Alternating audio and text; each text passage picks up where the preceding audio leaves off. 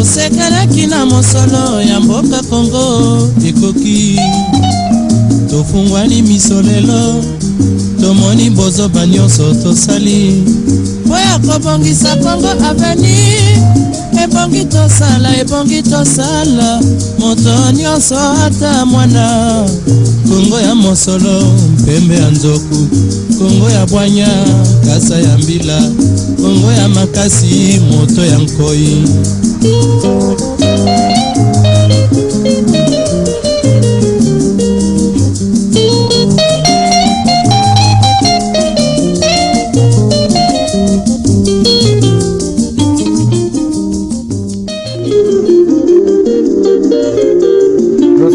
Losako bana somi ekolo Congo to banda ko bele moi mundule merci na Jimmy Ajanga merci na ndeko Andi Bemba merci tomoni bozo banyonso tosali boya kobongisa Kongo avenir ebongi tosala moto nyonso ata mwana Kongo ya mosolo mpembe ya nzoku Kongo ya bwanya kasa ya mbila Kongo ya makasi moto ya nkoi Kongo nde mboka Kongo mboka ya Bangkoko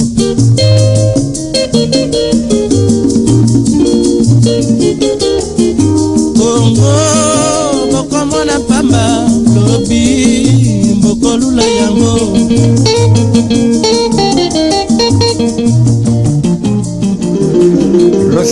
Losako bana somi ekolo Congo merci pour la ponctualité Nabino merci pour la fidélité Nabino na masolo éveil patriotique chers compatriotes mesdames messieurs toye lisusu na masolo na biso bomo misano to meka ko solo la pona tina république a démocratiser eloba maître Jackson lelo na kozala ngai moko te na kozala na bamola bujitu oyo bosi bo meseni na ele général major bamola bujitu to kozala na ndeko na biso Edi Chikeva, Edo Kombana, P. Docteur Bob. Docteur Bob, soit le bienvenu. Namasolo Nabiso, Yapoko Yalelo, Tomeka, Paso la Penda Poké Ponatina, Etali, la République a démocratisé du Congo. Merci Mingi Nabino Nyanso pour la ponctualité Nabino, merci pour la fidélité Nabino, Namasolo Nabiso.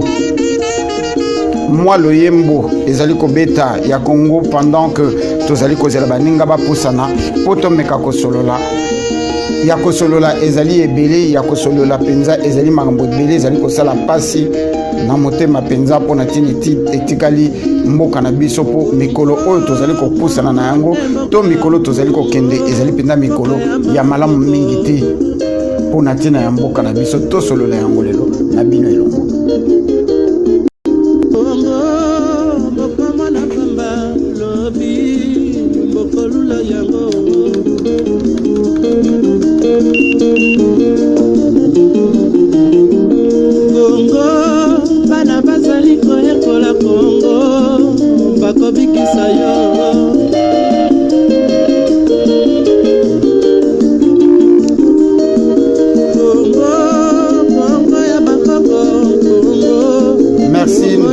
Patrick Efonja, Mama Koko Musamba.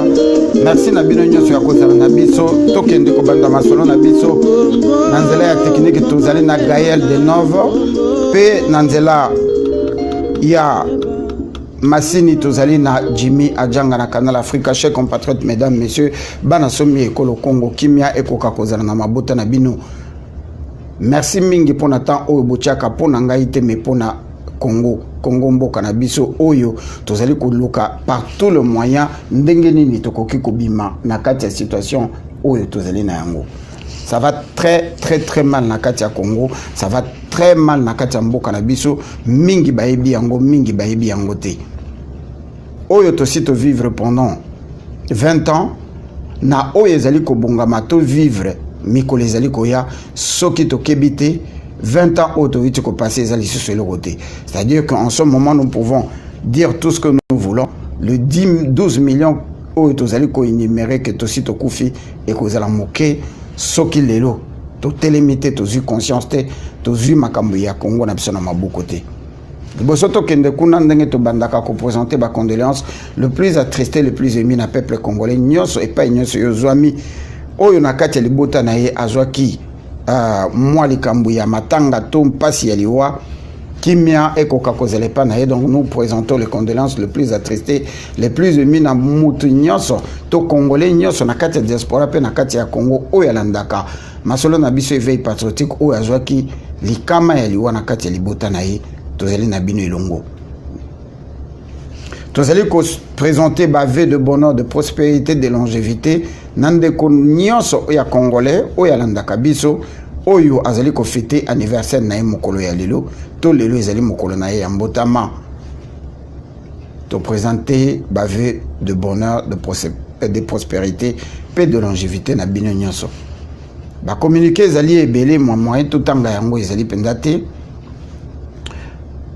poto koyiko tanga mususu totika mususu te bato bakomeli biso mingi bato babengi biso pe ebele bazali kotuna biso ba programme oyo ya ba festivité oyo esannonsaki ekosalama awa le 28 le 29 na le 30 juin ezali ndenge nini nasuka émission tokopesa bino ba numéro ya bato oyo bokoki ko contacter biso tosalaki relais ya message. Mais nous ne faisons pas partie de l'organisation et que c'est difficile de payer Sabino ba détail. Donc on a souka émission to payer Sabino ba numéro de téléphone, ya bandeko oyo bazali na organisation po bokoka ko benga pe bo meka ko yeba ndenge nini ezali ko tambola. Nangai na général Bamola Bujitu na maître Jackson nandeko nangai Freddy Chikeva na maître Bob pe na bino nyonso lelo to ko solo la lisusu masolo oto solo la ki avant hier to silisa kité masolo ni tozali ko solo la tozali ko s'approcher jour pour jour na date ya le 23 décembre oyo après ba beki oyo ba pesa ki na Hippolyte Kanamba alias Joseph Kabila na classe politique na biso oyo to bengaka opposition Niki ale elingi koloba les États-Unis na simaniki ale to le CIAT, Comité international pour l'accompagnement de la transition au Bajeraka crise na Congo na simaniki ale bayaki ko bakisa une année na Hippolyte Kanambe o ezali ko memaye na 2017 oyo 18 pardon tina suka na yango perspective ezali ko s'annoncer très mal. Ce qui n'a pas de perspective, ezali ko s'annoncer très mal et lingi ko lobaki na minute yo mbongo ezali ko tambola na kati ya ba lobbying na mituya oyo bokoki ko imaginer te. Nazolo ba oyo ezali ko tambola na diaspora te po nazana ba preuve te na yebi pete na tikali ko mona nano muto ayeko laksanga te kingai ba kono prenga na zimbongo na yoka ango kaka na sango.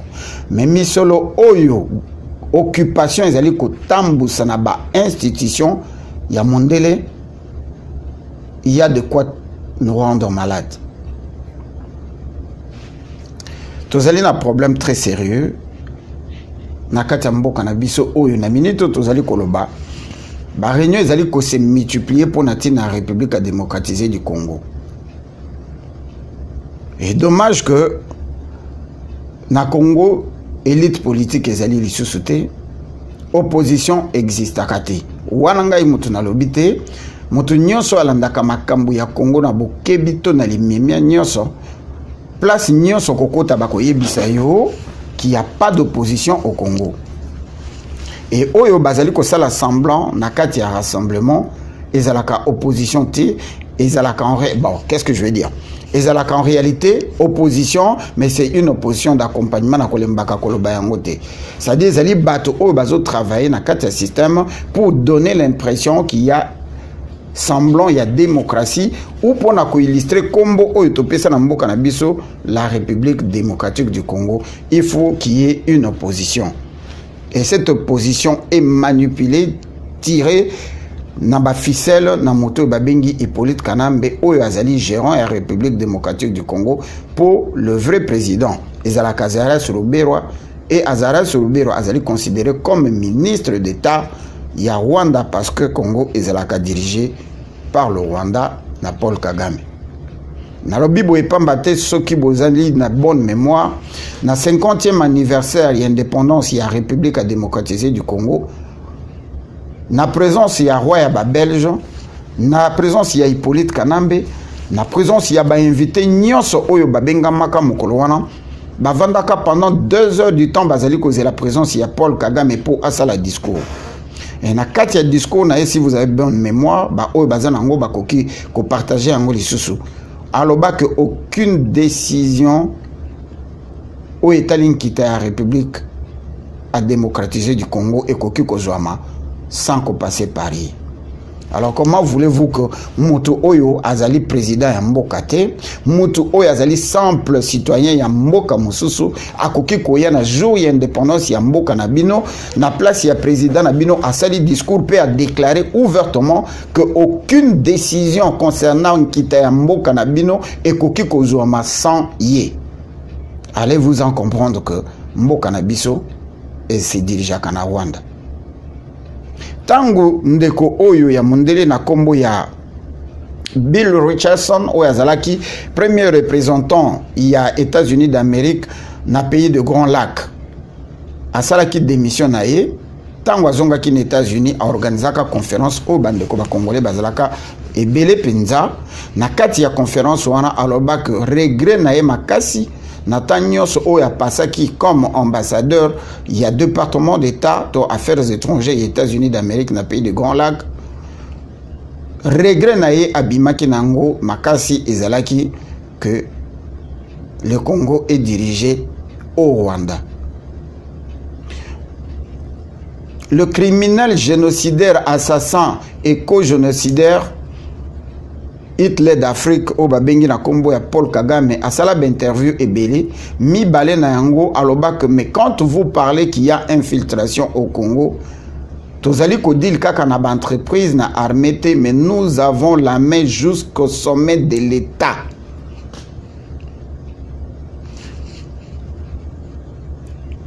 Alors tant que le bakabiloko yo tozelaka poto yoka yango bien, il faut mondele aloba yango poto meka ko comprendre. Ce qui biso ba congolais tolobi yango atandenge nini bato sezi sakate. Malheur ya Afrique otozali ko vivre lelo ezali depuis to salaki contact na Occident.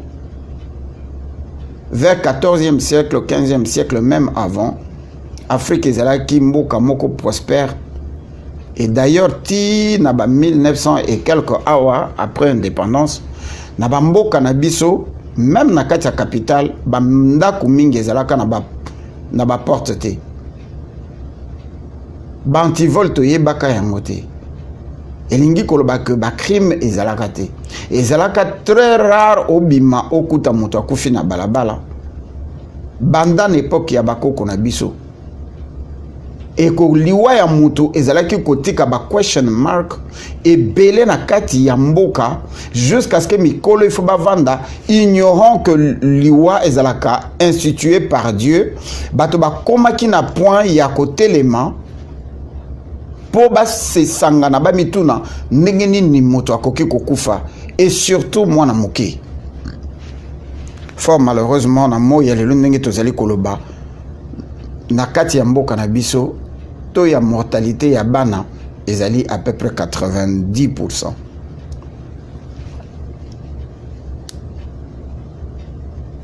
Mundele tango amoni effervescence oyo Afrique bandai koya nango akomaki kozwa ba position oyo tokolobela mingi lelo awa te po naza kokota na kati ya historique te to na histoire te. Asalaki makasi pona ko contrôler mind na biso na ko créer ebele ya ba système oyo salaki que ba système oyo bango ba imposaki oyo e précédaki la perestroïka kolongwa na guerre froide oyo butaki ba socialiste na ba capitaliste ba commettre ba massacre ebele na kati ya Afrique et en particulier na mboka na biso. Parce que mboka na biso bango moko basione maka yango déjà scandale géologique. Na ba système nyonso oyo bango ba créaki oyo yaki comme ma colonisation bolimbisi na ba bloc mibale oyo se créé qui entre East na Ouest.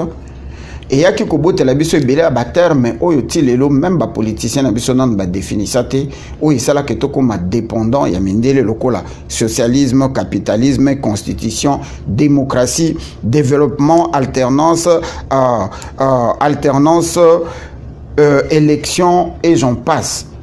Baterme oyo mundele amemelaka biso ebele et mema biso na kati ya situation to engrenage moko oyo mundele asala ki uniquement pour akoka ko contrôler situation ya mboka na biso to ba situation ya ba mboka na biso.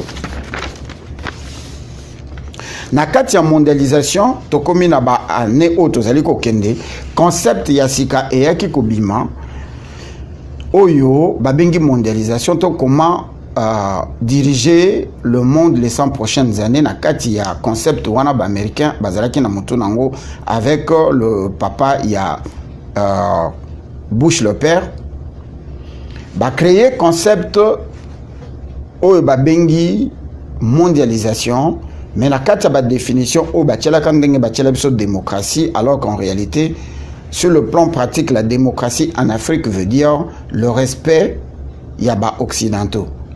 Yango bomona ka bakonzi ba mboka na biso entre guillemets je ouvre une parenthèse soki bazali ko respecter mondelete soki bazali ko respecter mondelete bolimbisi Mama Karine Bianda tozali live soko linga ko intervenir permettre ngana silisa nanu analyse pe na yamba nano bandeko oto kozala na bango ndeko ba mwela bujitu ndeko Bobo assez ya bengaki et tokosenga que dans 15 minutes akoka ko rappeler pour tokoka ko tshena ligne uniquement soki ako intervenir na ebité soka za kolanda biso. Elingi koloba que concept ya sika oyo yaki comment diriger le monde les 100 prochaines années ezali parce que mindele en grande partie les Américains ba regrettaka makasi du fait que ba tchali beaucoup na bango na kati ya colonisation et salama na Afrique. C'est ainsi que Mindele, en grande partie les Américains ont commencé à créer des concepts où ils ont même mis dans le pays mingi Afrique, mais tout en restant, c'est-à-dire que la Belgique n'est pas Nyonso, il fait les cas par la Belgique, Monaco à l'époque, il y a Maréchal Mobutu, la Belgolaise, Moutebanda qui a géré, la transaction Nyonso à Congo, et ça qui a les cas par la Belgolaise. Et là, dans la situation Tozali na Yango, le Congo s'inscrivant avant Koutou, situation Tozali na Yango lelo, si nous avons bonne mémoire, beaucoup moins que États-Unis et gagnant Bitumba grâce à l'uranium et à Congo. Et depuis ce temps-là, bah découvrir bah minerai et belé. Oyo monsieur Sokoto ti lelo ndenge Tozali kolobawa, nanu ba pesa yango ba kombote. Chose qui a fait que quand ils ont constaté que na kati Afrique Nkita ezali tellement ébélé et qu'il n'y a aucune façon, il y a bango ya kozongela les sous colonisation, ba créa qui concept oyo ya sika comment diriger le monde les 100 prochaines années na kati ya concept wana ezanelo ko mususu oyo ba bengi 1 billion project. Mama Karine Bianda tozali live soki ozali koyoka biso. Na kati ya bolimbisi na kati ya concept wana ezali na parti moko o ba bengi 1 billion project. 1 billion project na sin expliquer ngombala mbala ezali projet oyo ezali ko permettre la Banque mondiale, FMI, Club de Paris, Club de Londres, hein, ba état donc lingi koloba ba état to ba kambi ya bamboka parce que ba kambi ya bamboka na kokota vraiment na détail te mingi ya koloba ezali na lingi na bunga na concept na ngate ba kambi ya bamboka toza ko illustrer bango na état lingi koloba ba président na biso mingi Afrique comme bazalaka bana misala ba pesa ka bango pouvoir ko pesa balekaka lisusu na nzela élection te c'est-à-dire to vota kame pour na ko élire un président ba nomaka économie donc bah vendeur des armes, bah lobbying, hein, bah église et bah école. Bah donc on a évité ça pour comprendre très bien.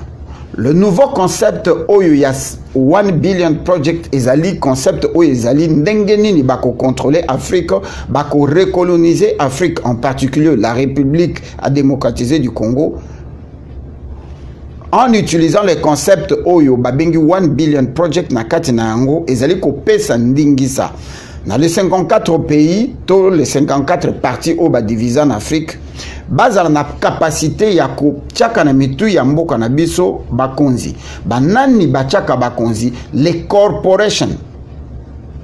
Comment je peux dire ça? Le capitaliste. Le capitaliste, nabato bayebi, le poto bazali ko comprendre, on parle du capital. Et capital et utaka na intérêt. Place bakoki ko sala bénéfice, place bakoki ko zwa misolo, place bakoki ko sala misolo. Le système wana, il faut être contrôlé, c'est-à-dire la Banque mondiale, le FMI, le Club de Paris, Club de Londres, vendeurs de armes, parce que mboka nyonso esala ka manduki ezalaka na bitumbate, et chaque année bazali ko renouveler manduki pe technologie, il faut baluka esika oyo bako créer bitumba pona koteka manduki. Et manduki ekotisaka misolo e yike na kati ya bamboka oyo bazali penza na nkitate. Parce qu'en ce moment, les États-Unis et les pays occidentaux bazali ko souffrir na iloko wana bazali ko benga guerre, crise stratégique.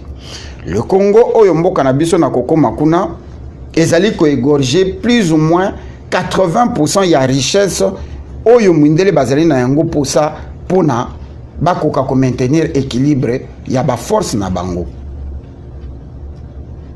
Pasi oyo biso tozali komona. Donc la Banque mondiale, le FMI, Club de Paris, Club d'Angleterre, ba mercenaires, parce que na kati États-Unis a boyebi tang bakendaki na mboka o babengi Irak. Ce n'est pas seulement l'armée américaine, pe na ba allié na bango bandai ko bunda, mais avec na partie moko ya ba mercenaires au bazai ko benga, je crois Blackwater. C'est-à-dire que Batouana, Bango Bazali, ancien officier, ya armée, ancien commando, tireur de lutte, Sangana, Basale, le Kona Bango, Balouaka Bango, Fouti Bango, Misolo, Bakeye, Sale, Moussala, et même le gouvernement américain utilise à Bango. Donc les mercenaires, tout le monde a des politiques, quand on dit Bango na Congo, ils allaient normal, ils allaient na ba contrat. Pourquoi ba permettre à Kayango? Parce que ceux qui battent président, na Kati Yamoto Yamboka, ba contrôle la kaye na sima ya ko créer les armées, parce que mboka o ezali sous contrôle et koki kozala na armée ya makasité armée na yango il faut ezala faible de manière que ezala vulnérable. Ba koki kozala na facilité ya kolongola président na pe ko tcha mususu soki azali na armée ya makasité. Armée ya kati ya mboka et se transformaka na milice, c'est-à-dire que ba créer ka milice oyo milice wana yangonde ezali armée, mais en réalité ezali milice oyo ezali ko respecter ba ordre ya président ezali ko za ba ordre na ye et pai ya ba corporation na ebité ici je me fais comprendre. Yango na kati na yango okokuta ba vendeur d'armes, ba mercenaires, le média en sorte ndenge biso tozali ko sala yango ya ko débrouiller, mais le média en soi est contrôlé par le système. C'est le système qui contrôle le média. En wana bomonaka que na ba mboka na biso information ba pesa ka biso soki balingi ba pesa biso ezali ya nzala, ezali ya ba rébellion, ezali ya ba assassinat, ezali ya ba enlèvement pour na ko traumatiser peuple. Mais le vrai la vraie information ba ko pesa ka bino ya ngote, parce que ezali ba information stratégique oyo ba bomba ka pona tina na bango. Donc l'information ndenge to monaka ba CNN, ba NBC, ba BBC, ba RTBF, ba chaîne nyonso bozana ngona bamboka o bozali kolanda biso na minute yo ezali contrôlé par le système et à travers le président de la République oyo bango bakotia na pouvoir, de manière que message oyo ko pasaka ezali kaka message ya bango po ba banga kabilo komi balé peuple na soulèvement ya peuple. Alors, pour le peuple azala na molili, ba créer un système oyo koki ko contrôler d'abord le média, les églises et puis l'école. Na kokota venda na détail te batama ile bazali ya ebele oyo bakokoka kokota na kati ya détail.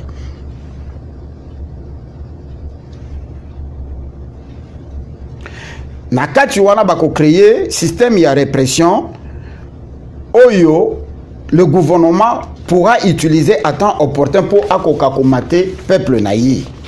Toka mataka ya RDC. Ce pays qui doit être le deuxième pays le plus grand en taille, en Afrique, avec 2,3 millions de kilomètres carrés, 80 millions d'habitants. Bon, tu le 80 millions, tu couvres quand même, tout est 80 millions. Donc, quatrième la population en Afrique. Mabele na biso ezali ko égorger ba statistique ezali ko lakisa à peu près 24 000 milliards. Il y a minéraux non exploités. Hein? 24 000 milliards de dollars. Nous possédons presque 10% de cuivre dans le monde, 10% au Congo, 30% de diamants. D'ailleurs, nous étions dans les années 90 premier producteur de diamants industriels. Après, il y a cuivre. Tous allez garder les loyaux. Dans le monde mobimba, près de 80% il y a cobalt. Alors que armée, intelligence, avion, mituka, électronique, satellite, nyonso ezali ko salama, nyonso ezali ko salama, ekoki ko salama te sans cobalt.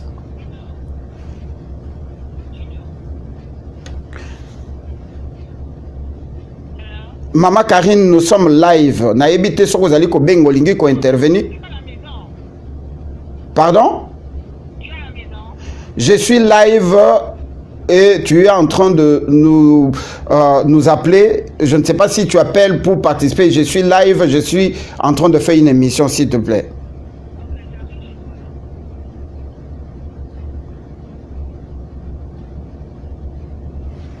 Bolimbisi. Et na kati ya concept oyo ya mondialisation mboka na biso ezali point stratégique oyo ba américain bazali ko considérer que sans le Congo, il y a un rapport na boseni kombo un rapport wana balobi sans le Congo les États-Unis sur le plan stratégique ne pourra pas évoluer. Babi sans le Congo balobi te que sans minerai à Congo, balobi sans le Congo. Et c'est ce qui fait que mboka na biso est comme target. Nako kende ko bandela te na ngane si ndeko messieurs la kozana na biso po akoka ko kota na modindo ya masolo akoka ko yebisa biso ndenge nini concept wana esalama awa.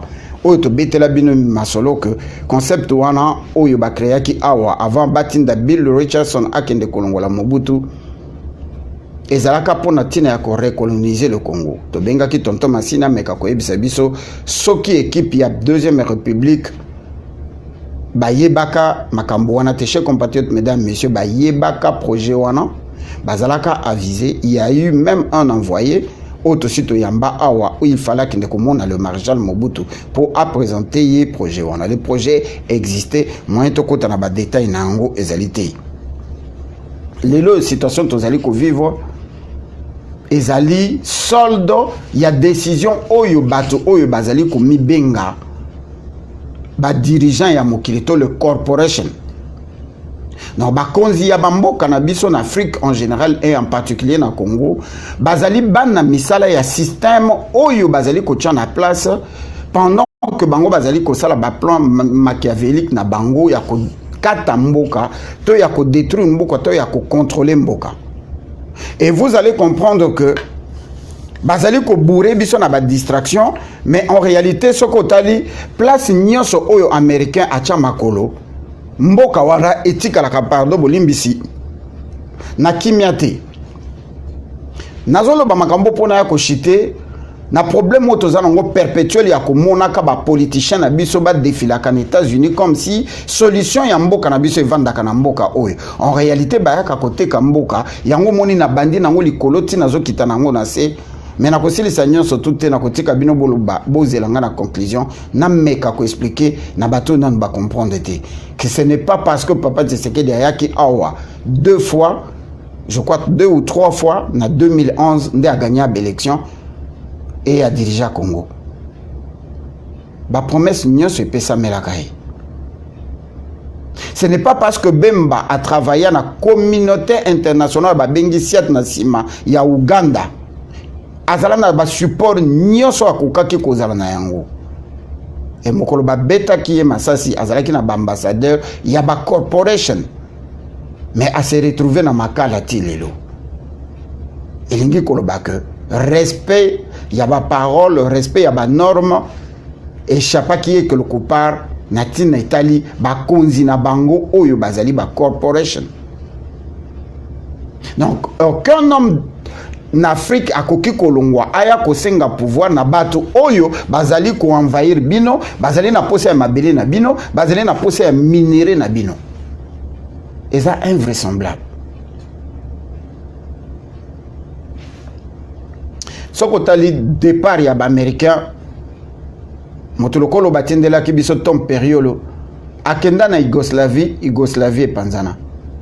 Akei na Soudan e panzana. Mais tango abandai kokende batu nyonso bayeba que akei po Kabila ifalongwa to yemba banzembo ya modèle nyonso avec John Kerry. Ils sont partis avec Obama 2 ans, 2 fois mandat, 8 ans. Bakenda Batiki Hippolyte Kanambe. C'est le système qui n'a pas défilé ici. Botangelanga kombo ya homme politique oyo bazali na pouvoir na ba o bazana opposition na ba o bazaba député oyo ba ya awate combien de fois ba ye nani bakutani na yete combien de fois ba yambi bango et ça change quoi?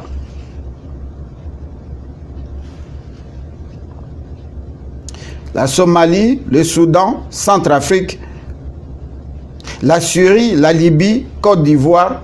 Soko tali bisika na nyonso tout et lelo yo nakati ya plan na bango basi ba Cameroun et le Congo ezali ba mboka oyo le système oyo toiti kolobelawa le capitalisme a miso parce que guerre moko ezali ko salama o babengi guerre stratégique oyo ngai na yo toyibaka te oyo ngai na yo toyibite la guerre stratégique est en marche oyo ezali que pour na kokota na kati ya bitumba wana il faut liboko na weza na kati ya Congo na ba minéré otoyebi na otoyebite liboso na continuer na kende musika na kochela bino élément moko lokola biso ba congolais to ba africain tozalaka na système nyonso ebimaka na monoko mondele ekomaka la parole de Dieu boyoka peut-être mingi na kati na biso ba yoki na vidéo oyo te to mekana koyoka yango na bino elongo. Les pays occidentaux sont endettés depuis des décennies. Ce n'est pas nouveau. Et le problème, ce qui est grave... Bolimbisi.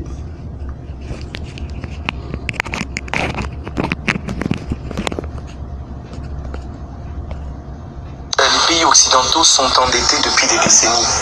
Ce n'est pas nouveau. Et le problème, ce qui est grave, c'est qu'aujourd'hui, les États-Unis entraînent... Ah là là.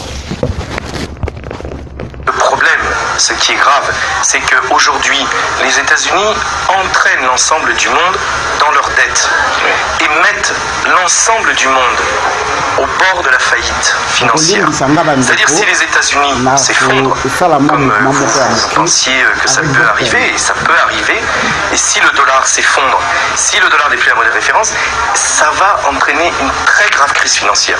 Le système capitaliste veut l'enrichissement. Pour l'enrichissement, il lui faut l'accès aux matières premières, la liberté de commerce, le contrôle donc des activités économiques. Ce contrôle des activités économiques ne peut se faire que par le pouvoir politique. Pour ce pouvoir politique, on utilise ce qu'on appelle l'État. Alors ce pouvoir politique utilise l'État pour faire en sorte que les rapports de production qui sont favorables au capitalisme, c'est-à-dire la façon dont on organise l'économie en faveur de celui qui a le capital et non pas en faveur de celui qui travaille. Il faut que ce système puisse perdurer. Croyez-vous que ceux que vous allez esclavagiser vont vouloir rester esclavagisés? Non. Donc vous devez utiliser des systèmes pour que les rapports de production se reproduisent. C'est ce qu'on appelle la reproduction des rapports de production. Et qu'est-ce que fait le capitalisme? Eh bien, le capitalisme utilise deux choses. L'État, dans son aspect répressif, ce qu'on appelle l'appareil répressif d'État. Système politique, justice, armée, police, pour faire régner son ordre que lui a décidé. Alors pour ça, il utilise des politiques, des politiciens qui financent, parce que si vous voulez être président aux États-Unis, en France, en Russie ou ailleurs, il vous faut de l'argent. Qui va vous donner cet argent? Ce ne sont pas les pauvres, ce ne sont pas les chômeurs, ce ne sont pas ceux qui vont gagner 50 $ par mois. Ceux qui vont vous donner l'argent sont les capitalistes. Et c'est eux qui vont, en vous aidant, en vous produisant, faire en sorte que vous défendiez leur politique. Donc une fois qu'ils sont au sommet de l'État, les lois sont organisées de manière à défendre le système capitaliste. Donc on utilise l'appareil répressif d'État, comme l'ont fait les colonisateurs, pour prendre des matières premières, pour gagner plus d'argent, la finalité du capitalisme. Mais de l'autre côté, on sait que les peuples, même face à l'appareil répressif d'État, peuvent se révolter, peuvent dire non. Et quelquefois renversent l'appareil répressif d'État. C'est ce qui s'est passé en Chine, en Corée du Nord, au Vietnam, au Cambodge, en Russie, en Mongolie, en Ukraine, dans beaucoup de pays. Donc pour éviter qu'il y ait une lutte des classes trop forte entre les capitalistes et le peuple, entre les exploiteurs et les exploités, au-delà de l'appareil répressif d'État, le capitalisme utilise ce qu'on appelle les appareils idéologiques d'État. C'est-à-dire il achète une sorte de consensus sur son système. Je veux dire la conscience, en fait. Par l'école. Les enseignements ne sont jamais neutres. Les enseignements sont toujours organisés d'une manière à orienter la pensée de l'élève pour qu'il puisse être au service du capitaliste. Les églises, vous le savez, vous, dans votre histoire coloniale, combien les églises ont été au service du pouvoir colonisateur, c'est-à-dire du capitalisme. La famille, dans laquelle on apprend les valeurs, il faut respecter son patron, il faut respecter ceci. Les médias ne sont pas neutres. Les médias sont détenus par des milliardaires dans l'ensemble.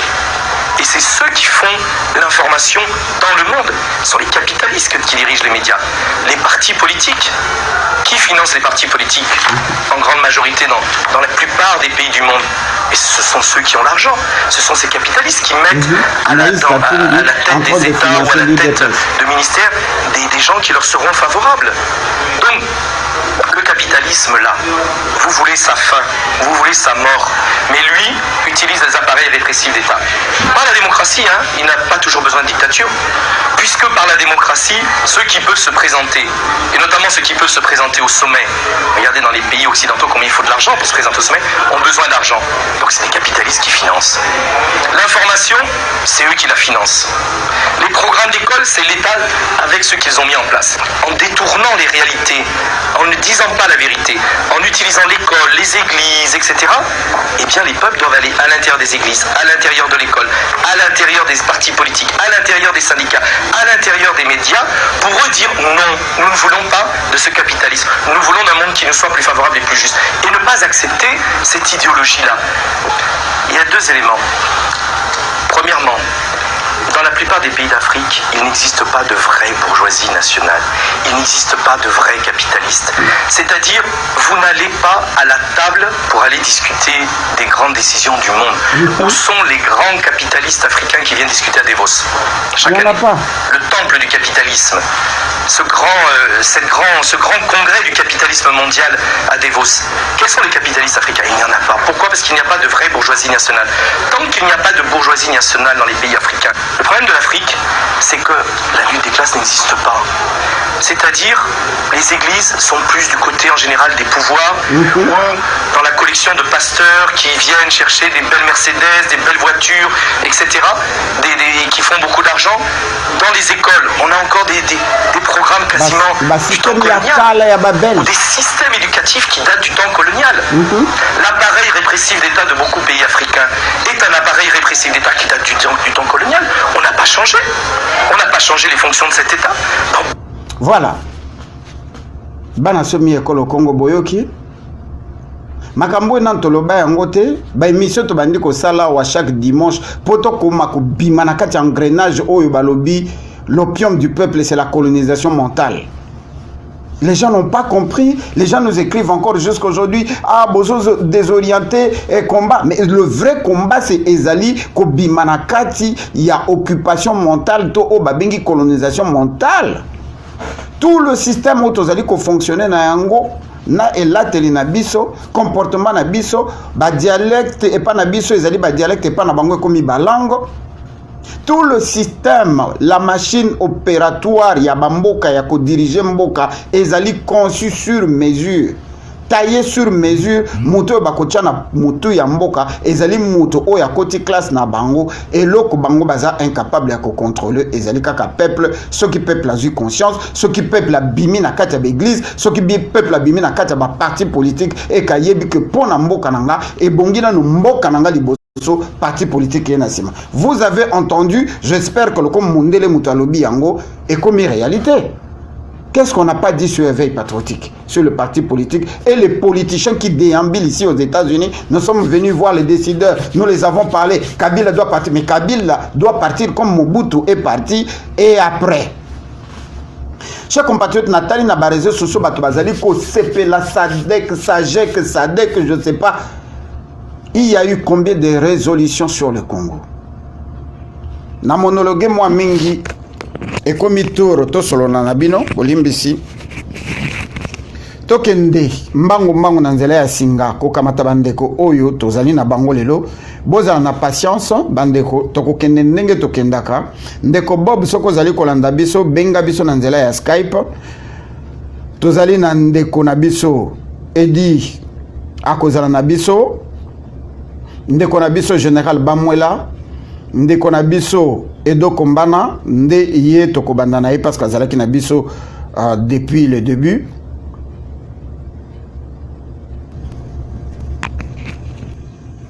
Allô? Losako papa Edo Kombana. Oh ndeko Jino Losako oyo bwanya kitoko boyo za nango. Merci mingi malobeye pa na yo 10 minutes kabola makanisi na yo na bandeko bazali kolanda na poko ya lelo. Ok bandeko ndenge na lingi na loba dikalo da koloba awa ezali ya ba fanatique de soko za la fanatique ya motoko pima na masolo yo pima fana na kwa yo kabiso soko to sirizi soko za na argument contraire biso soko za na argument ndenge mo mesana ofingi na yo masolo na zo linga na bedawa ezali pona zoba te soko moni ko tali zoba fanda oyekola soko moni na masolo yo tino na ngai to ni to bedawa oza moto intellectuel c'est-à-dire moto ya bwanya ofandi oyoki pe o alimenter yango na kobeta c'était le logo moko quand nous parlons d'intellectuel tous avons le baba tout mingi va comprendre que quand on parle d'intellectuel intellectuel le bati moto atandi ba diplôme belé par intellectuel nous entendons moto azana bwanya azana intelligence parce que ba classe auto kindaka to yeko la savoir donc on peut savoir la connaissance quand je parle de l'intelligence c'est bwanya on moni biloko tino uti ça et ça biloko mo ba yeko la classe B ça c'est de l'intelligence makambo zo lo ba na monité fanatique ni na ko ya ko contredire yo to na petit moko te ko ya ko contredire zo ba moko ko ya ko koma na niveau na yo makambo yo petit c'est ça qu'on appelle l'intelligence. Alors pour na illustrer makambo yo uti ko lo ba omoni buzobo ezo le kana mboka na biso tozali sur le point oyo batu bazo comprendre que ndenge na la vidéo wana oti basi batala profil kazaka ya moto bato bako diriger Afrique donc soko za na kazaka ya zoba nde bango bako zoyo tout soko za no zoba te mais ozali ko servir cause na bango c'est en ce moment bako zoyo la preuve la plus palpable bomoni na Toronto exemple yo moto na kotinga kunya batuni Félix question simple est-ce que le pays est occupé à quoi répondre te mais je me demande qu'est-ce qui est difficile de répondre parce que ayebi que soka répondre la question wana a commis en faux en porte-à-faux par rapport à ma commanditaire balingi ba pese pouvoir oyo bazo préparer mon pese bango pouvoir soka lobi oui c'est-à-dire abemi na logique ya bateau ba humano ayi obenda na Toronto c'est simple soki alobi oui na réponse wana donc bayumane bakopia souffrant ate parce bakomona clair. Donc deux, mais par exemple ezali ebele na kokende koseterilize kotanga koma bato te parce que congolais tokomi na niveau oyo toza na bitumba badémontrer biso mboka na biso mondela kotika yango te. Donc nous devons établir ce qu'on appelle le rapport de force. La solution doit être purement congolaise et ça sur comme individu parce que boni batention bakotambola wana bakomprendre bango ke likambo oyo ndenge batiaka bato oyo baza na face na bango basololi na bango kitoko bakopeso bango bakomona baintérêt na bango mabumu na bango le reste ça bayebi na bango parce que soki otali dichotomie oyo ezali entre discours ya bato oyo batambola wana na discours au peuple akotala tala le peuple ezalaki na Sainte-Thérèse tala discours ya peuple ezalaki na liwa ya Russie discours eza le même mais yoka sikoyo discours ya badirigeant wana bakoloba biloko epeki na biso na problème ya corruption. Donc yoka discours ya Katumbi nga nayebi te yo congolais ozolanda Katumbi wana jeune Afrique elobi ata mopaya jeune Afrique ata na courage ya korépondre jeune Afrique mais yo ozoya kopinga bato mais est ce que ozali normal na bongo na yo c'est jeune Afrique moto elobi gaza Zambie eloba na biso ke c'est un citoyen Zambie bakoluke bakanga ye biso te Zambie mais yo ozopinga bato Zambie ezokoluke po ayiba mbongo na Zambie azalaka qualité député na Zambie yo ozopinga bato. Donc il n'est pas Papa Mwanda, c'est la même chose. Papa Mwanda a maillé le Togoïté, mais ce qu'il a la chef à sécurité à Mobutu. C'est-à-dire que ce qui est logique, le résultat n'a pas été le Mobutu qui m'a appuyé. Piccolo, il y a erreur, il y a la erreur, et toujours que vous avez l'autre qui est 20 ans, solution est. On va continuer que vous avez la montagne à 20 ans. Hein? Toujours Martin Fayou va partir de Bangowana, ils allaient alimentés par Roubeloua. Donc, bon, plus de tigres à Makabouana. C'est que je voulais dire, les lois ne permettre de éclairer les Congolais. Tous en a chance, mon collègue, Oyo. Situation Congo, ça coupe, ma massolé, ça coupe, ma bateau, ma créer qui en donc nous devons être là. Par Congolais, il faut tous se réunir. Nous devons faire une force, rapport de force, équilibre. C'est-à-dire que donc, on va dialoguer dans mon délai. Mais tout ce que nous dialoguer, parce que nous dialoguons dans la position à faiblesse. La position de l'autre groupe, nous dialoguer. Donc, les Congolais, aussi, nous avons marqué les autres moments de Congolais. Yo comme Mawabona Mboka, to sauver Mboka na biso. To sauver Mboka na biso. Chez moi, l'élection va tomber na biso. Il y a un peu de mettre tout dans la balkanisation. Bato bakolo ba solution te ngana joie na solution nazo benga Congolais nyonso soko za na makila oyo vraiment j'appelle ndeko Rigino relayer eloko to vi chance les lots na Paris to monaki ba dirigeant nyonso ya société wana badalaki wana Macron azalaki wana Kagame azalaki wana voilà l'opportunité les lots tozana yango avec la nouvelle technologie ngana to kanela ba Congolais to lobby il faut to sambwisa Mark Zuckerberg oyo ya Facebook le président de Facebook il faut to joa photo na yé Kagame, Bamouna Macron, to relier à mon accordat, to tiba mino makila, to utiliser Facebook, là, il y a 5 milliards d'âmes, la Facebook. T'as là, les caméras montages, pour sauver moi, la nègre d'ambolu, Facebook, mobile. Donc, biso, peut-être qu'on voit image, ou à la zone, ben, bateau, bâtiment, bien, vous voyez, un message, il y a décoration, il y a une photographie, bateau, madame, à quatre, la commune, vous pouvez savoir son message. J'en appelle, dans la commune, to rater opportunité. Il faut tout baby ça honneur, il y a Mark wana ya Facebook, Mark Zuckerberg, il faut y aller jusqu'à ce que Abima na mokili aya ko s'explique to calculer yi ndenge batini la batini une photo ya mutaka na bopandi ya Facebook. Voilà l'opportunité aux deux ans on lelo ko zo senga mbongo te bato bazo ba mbongo na mbongo ezati yango yo tozo yango Facebook na ye moko to ko panda message na minoko nyoso Congolais nyoso tanga dali na Facebook to ko pomper yango na Twitter na WhatsApp donc salir moto wana jusqu'à ce que abima na retranchement mokili moni polele ya accueilli par des baloki ya Congo. Donc il faut tout ça moussailler jusqu'à ce que abima aloba. C'est comme ça qu'on devient une force. Deuxièmement, nazo ba bande ko na biso nyonso tozali na Europe. Bande ko ba na Europe. Arsenal équipe on a Tavares ya Rwanda. Voilà l'occasion bato ba lobaka lelo ko l'équipe tsambo. Bo ba da ko somela ba papier en live, bo sala ba t-shirt. Nazo ka pasteur Bobo le bras côté voilà l'opportunité pasteur Bobo comme c'est dans un message de le pape là ce qui match il y a Real les Ali il y a Arsenal les Ali biso nyonso ba Congolais ba dans Europe beaucoup kota na match wana bola qui le fichier bozo la sabatuki Arsenal a tout liambongo ya batu ya Congo ya makina parce que le Rwanda n'a pas de cordon le Rwanda n'a pas des animaux oyo ya zo ba on va se prétendre que ba ko visiter il faut lié ba image wana chaque match Arsenal to kotia bango bandiri ko bandiko nanga je ne suis pas en train de prêcher dans le désert bato bano ba beaucoup fera pour la bato bunda rappela mboka voilà les deux opportunités to za lango o le loto les sa message jusqu'à ce que ces gens-là vont se mettre à genoux ba yo ka biso to loba et on va pas ngana bela ko c'était de dialoguer même ba États-Unis ba dialogue mais on dialogue pas na position de faiblesse bandiko nanga vraiment naza ko benga bato na lingina mona sur Facebook inondé jusqu'à ce que Marc Zuckerberg moko penza azonga moni penza que no ba Congolo ba kosambu sangai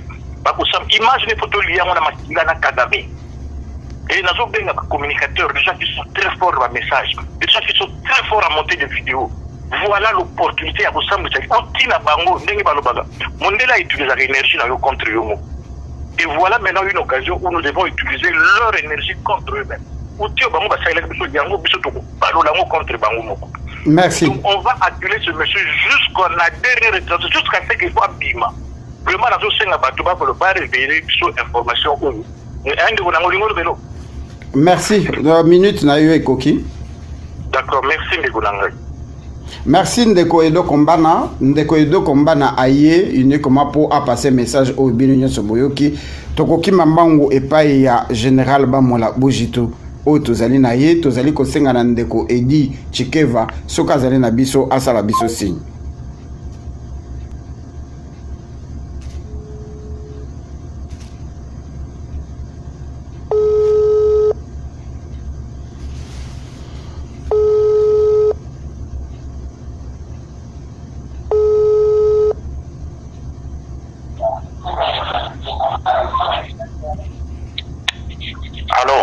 Losako Ndeko Bamwela, Losako epai na yo, ozali na 10 minutes bandeko bazali koyoka. Merci beaucoup Gino. Merci pe ba Ndeko Bakolanda biso. Nalandi yo na boke binyonso. Je crois ndengo lobi soki Congo ekomi à bord ya division. Omoni ba stratégie nyonso oyo mindele bazali kosala basali yango bakoti yango lisusu na nzela ya ba politicien na biso tobengaka ba Chéri Bondowe omoni ba depte ya ba parti politique oyo ekomi lokola ba secte bongo ba leader na bango bakomi lokola ba guru baza kotia eloko nyonso moto akoloba contrairement na makaniso ya bango eza lokola yo de moto zali komema haine yo nde okomema haine na ba masolo oyo ya bango nakanisa mboka na biso ndenge olobi ntango batindi bato lokola baperilo bakende na ba Congo ezalaki toujours ya kosala po ete ya kokabola mboka na biso mais na vigilance oyo biso tozalaka na yango mwa motangwa ya bato to minorité oyo bazali na conscience yango ndenge totelemaka mpona koyeba kobundela mboka na biso na bosolo totalaka bamisolo te totalaka mpe banini te yango omoni lelo soki tolandi na bokebi nalingaki nameka mpe korecadre ndenge mikolo mileki je crois tozalaki na émission oyo tosalaki Maître Jackson alobaki nga mpe nalobaki bongo ndeko moko ntango opesaki ye maloba namoni obengaki ye soki invisible nalingi nayebi ete ndeko akolanda biso nalingaki na cadre eloko moko po ete tolingi eyaka na éveil patriotique te omoni ntango bato balobaka bokoko omona batiaka yoki moto elema oyo tie oyoki ndenge alobeli religion na bani mosusu ezalaka oyo babengaka na français balobaka opium ya peuple ezali mpona nini eza lokola drogue oyo bapesi moto ameli bongo alembi bato bamonaka yango lelo na baeklesia pasteur akojoue rôle monene mpona kobenda bato mwa misolo ye aza kosomba bandaku aza kotonga bandaku pe asombi bamituka ya kitoko me okoyoka ya koyebisa bato bino bosambelaka malamu te ye nzambe atenir ye me eza bamisolo ya bino omoni bandeko ya biso balobelaka bokoko bango moko bayaka balobi na maloba na bango ke mvuluzi kimbangu alobaka mpona koyeba kolon malamu ebongi kotangaka bible soki obandi kotanga bible bomaîtrize bible yango esika bokokanga moyibi neloko oyo ayibaki na maboko yango mikolo mileki ntango tozaki na émission omoni soki biso toye toza baintellectuel te ndenge ndeko auti koloba tout à l'heure nayebaka pe te critère nini oyo balobaka abengela moto aza intellectuel or mboka na biso na esika ekomi lelo ezali conséquence ya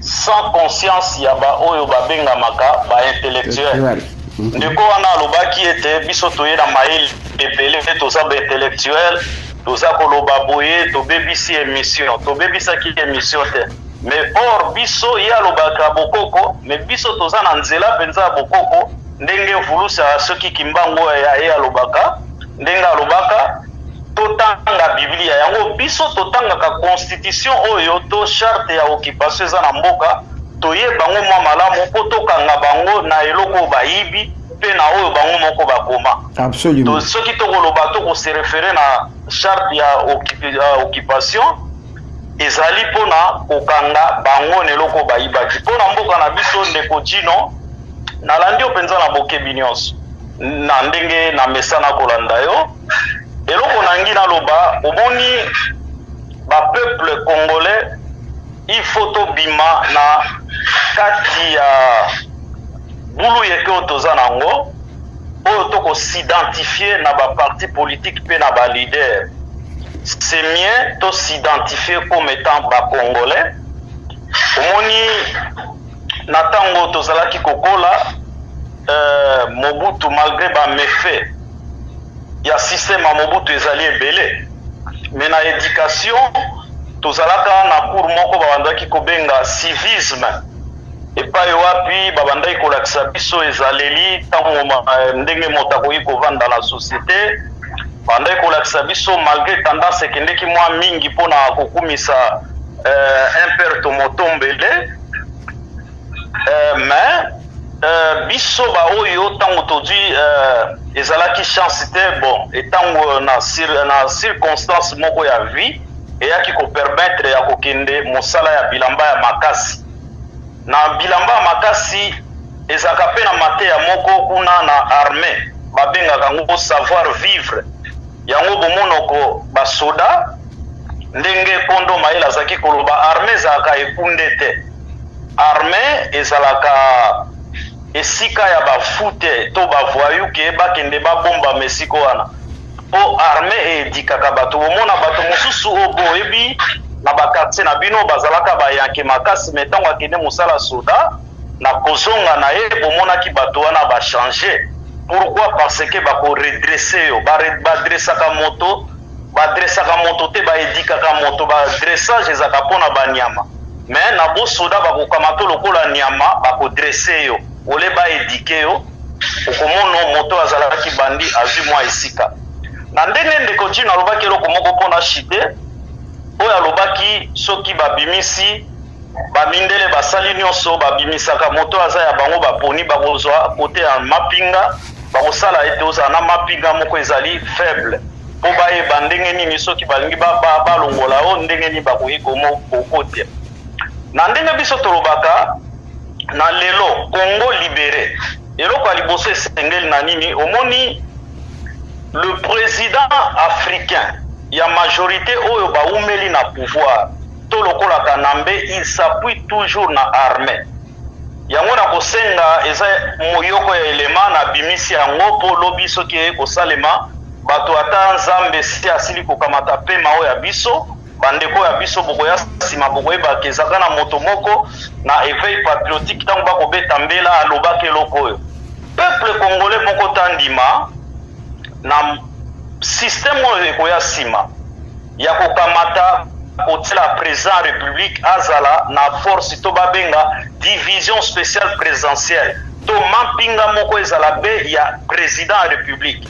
momoni armée organique na kati ya armée organique ezalaka na bamindele lokola boyebi bomonaki ntango Macron a gagné élection ntango bakosala mise en place bakosala remise et reprise okomona mpe bayeba mapinga oyo batindi baza mpe wana batindama moko na France babengaka bango bato ya GG gendarmerie d'intervention rapide oyo eza na section moko bazali na garde présidentielle basala mateya oyo bakoki kokengelaka bakonzi to ba VIP okomona bato wana bazali bafaire partir na armée organique mais na système ya baafricain okomona plusieurs présidents africains bazalaka na baarmée privée oyo babengaka komona division spéciale présidentielle soki na bino kuna na Congo nayebi kombo babengaka te babengaka soki bana na mura esengeli na parlement oyo ekoya lobi tokobimisa mwa loi président tokoboma badivision spéciale présidentielle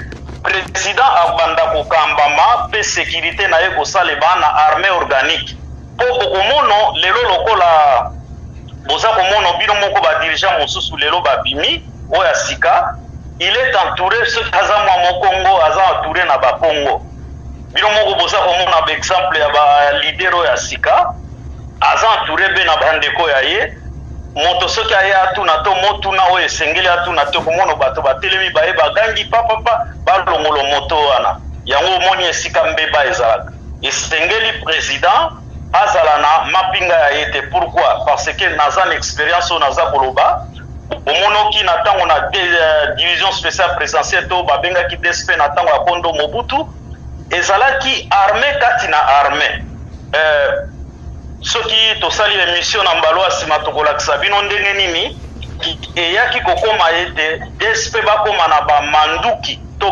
bamanduki to babiloko oyo armée normale baza nango te c'est-à-dire division spéciale ya président ya république oyo eza peut-être na 10 000 à 15 000 personnes bakoki komate armée organique donc armée nationale bakoki komate yango ndenge DSP ezalaki wana ekoki kopanza eseta osangisi na baforce terrestre nyonso bapanzi yango na minute mpo na nini bazalaki na mabundeli oyo eza mwa makasi omoni esika nini baprésident wana africain bavandisaka bokonzi oyo ya bango ndeko Dino merci mingi ya kopesa biso maloba mpe ya koyebisa bandeko baza kolanda biso esengeli tobima na sentiment ndenge nalobaka ntango nyonso mpo mboka na biso ndenge ndeko Dino auti koloba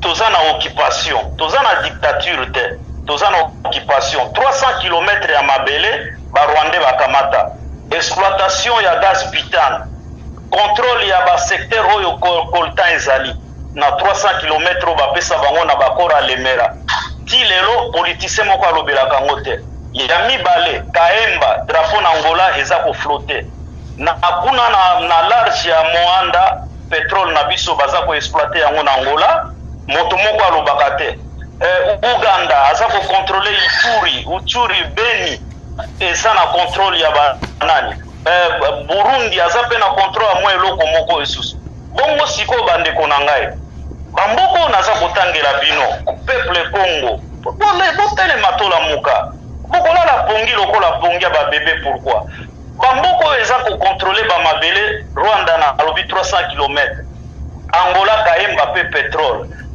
nini Uganda contrôler ba Uturi banini pe esika ngokita ya mboka pe za makasi na bisiko bango ba contrôler mais lelo toza komona ba congolais bakomi kozelela Rwanda moto ya ko libérer Congo est-ce que toza maboma te est-ce que toza bato penza to ko raisonner baza kolalisa biso pongi tango baye po bayebi ete bazairwa ndenge ba congolais bakaboli biso ndenge ndeko Dino tie na titre division o bamebeli biso ebimi na nzela ba politicien o baza kozela fonction yango omoni baza koloba kaka soki baye bakutani na mondele oyo aza mokonzi na bango ndenge oyo olobi Macron okoyoka kaka mpo basepelisa bafanatique oyo bazali inconscient ndenge nde bauti oloba fanatique akota wate aya kocontredire ngai mpona kosepelisa bango baza koloba nini application des accords nsima bakoti na discours kitoko bango baza koloba la transition sans Kabila babi Kabila aloba kozala te transition esalema po bakende na maponami ya kimia ya mibale baya koloba application bakor application bakor wana ekosala nini tanto balidero ya bango bakose retrouve lokola kongole apesana koloba oyo ekomi ntango na biso tolia bokendeke mpo bolia nini mpo kamata mwa misolo somba dipi yo olali na ndako na nsima na ndako na yo bato baza kokufa nzala banda ntongo balete susi boyelaka nde pouvoir yango wana me bino bolakaki biso ke bokokende masolo to na kanambe bokei masolo mpona kokabola pouvoir te boke na masolo mpo bakamata imperium bapesa kondo etisekedi ya liboso ya mibale bolobi nini kondo tisekedi akomema bango akotutisa bango na mire lelo nani atutama na mire eske nature ekoki koenseigner biso te ndeko Dino maloba mboka yo. Merci mingi. Merci mingi ndeko bamwela bujitu, merci na bino nyonso tu ya oyo boiti koyoka ezali ya motuya ndeko moko awiti kokomela ngai alobi par rapport ya titre tolobi penza nano eloko te ndeko tokoki koya na ebandeli émission te toyebisi bino que bon lokola na titre tolobaki que le Congo est au bout de l'éclatement voilà tosilisi on aura 5 minutes et puis finalement après ça quoi qu'est-ce qui va venir après. Donc logique ezali que sokoza impatient okoki kokende kosala makambo soso oye kotala vidéo na rediffuser toye kosolo la makambo ya Congo alors to meka kozala patient comme ça na suka bokoyeba qu'est-ce qui se mijote réellement tokende kokamata ndeko na biso ndeko invisible tomoni appel na yo okozela mwa moke tokende na ordre to recevoir ki bappel tokei epai na ndeko na biso na maître Jackson.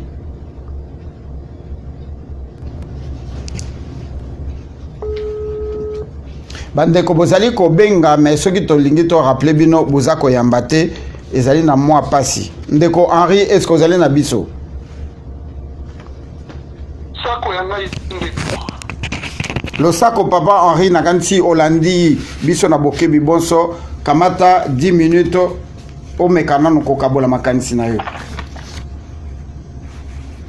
merci vraiment yanga ndeko nazolanda na bokebi nyonso parce que oyo ezoyela biso lelo na Congo ezali pasi mingi pona nini ndeko Dino pona kobanda nazali kosenga na bandeko na ngai bakongole lisusu pour une fois de plus tokoma na bolingo ya mboka na biso tocultive esprit patriotique pona mboka na biso bandeko biso bakongole tozali ba esclave spirituel tozali ba esclave mental tozali ba esclave physique mboka na biso ezali na ba complot oyo ezali grave très grave bandeko na ngai biso bato tozali na diaspora to sentir te ke tozali bien po tozalaka na mwa eloko ya kolia mikolo nyonso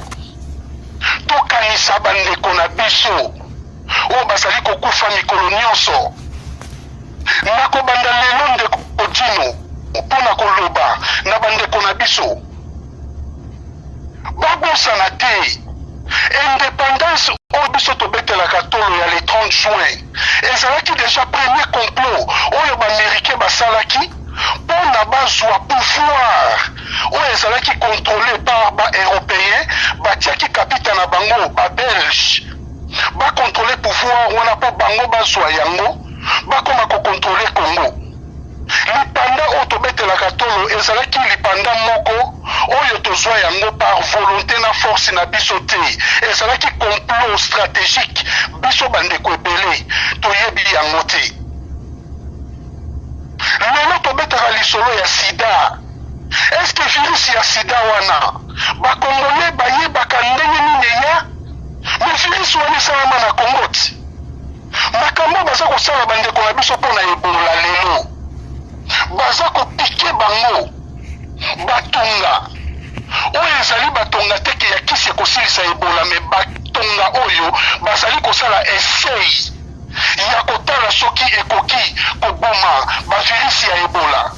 Eske boza komona teke eza danger mpona mboka na biso? Lelo toza silence tozofanda. Ndeko Dino, ngai nalingaki naloba boye. Yo moko bandaki nanu introduction nolobi bandeko ebele babeti maboko. Balobi ke France oye. Balobi Rwanda oye. Balobi Angola oye. Mais est-ce que bakongolais biso toza batu ou bien toza batu te? Est-ce que biso bakongolais toza koyeba te ke bato toza kobetela maboko wana ezali bango bazali koseme trouble na mboka na biso? Lelo Rwanda komi mboka ya kobetela maboko mpona libérer Congo? Est-ce que vous pensez vraiment Rwanda ou bien Angola ekokende ko libérer Congo na profit ya bakongolais? Mais il faut que nous arrêtons quand même nous les Congolais. Mais on est comment? Biso bakongolais toza ndenge nini? D'ici ya kosouffrir, d'ici ya posa mai. Tokomi kondima lisusu tomela ta mai basokoli na bibembe. Incroyable. Vraiment, pourquoi toza na soif ya mai? Est-ce que bakongolais toza ko comprendre danger mboka na biso eza na ngobe toza ko comprendre yango te? Premier pays oyo ebalkaniza Congo, biso nyonso toyebi yango ezali Angola. Ce qui bamonaka Angola efanda kimia c'est parce que bazwa parti na bango na kimia, bazosala mosala na bango na kimia, baza koexploite pétrole na kimia. Rwanda, Uganda bazali bapays oyo ebalkanize ko. Il faut discours na biso changer bandeko. Il faut tout tika koloba ke mboka na biso ezali na envoi ya balkanisation. Non, notre pays est déjà balkanisé. Mais balkanisation wana baza ko enchaîner yango mpona ekende tina suka. C'est pour cela du fait que bakongolais batelemi, barésistant batelemi, bamindele ntango batiaka bato na bango mpo basala mosala na bango, balingaka te peuple à comprendre baenjeu na bango. Soki peuple à comprendre, bakosala voies et moyens, balongola moto oyo batiaki wana a représenter mosala na bango, baremplacer na mosusu. Donc déshabiller Saint-Paul pour habiller Saint-Paul. Mais but na bango ezali kaka occupation wana etikala na mboka na biso. Mais ndako na ngai oyebi oyebi nazokoma na niveau moko naza kocomprendre lisusu te. Naza kosenga na bandeko ya bakongolais. Biso il faut totia bastratégie na biso en marche contre bato oyo baza koelimine biso du jour au jour. Bakomisi biso bapaya na kati ya mboka na biso moko baprisonnier. Bandeko na biso ebele bakomi barefugie. Baza koyeba susu ndenge ya kovivre te. Biso tozotala vraiment bandeko na ngai. Nga naza kosenga boye na bandeko nyonso oyo bafetaka le 30 juin étant que jour ya indépendance, je préfère mieux biso nyonso bakongolais de partout tokende na bamunicipalité na biso tosenga droit bapesa biso droit ya komanifeste colère na biso, tosalisa batraque, totie bafoto ya baminere oyo eza kobomisa biso bakongolais, totie bafoto ya bafemme violée, totie bafoto ya bana ndenge bazali kotia bana oyo baza bana mike baza na droit ya kokende na école mpona éducation, mais babotoli bango bomwana. Bana wana baza kokende kotravailler na bamine. Fina bango ezosuka na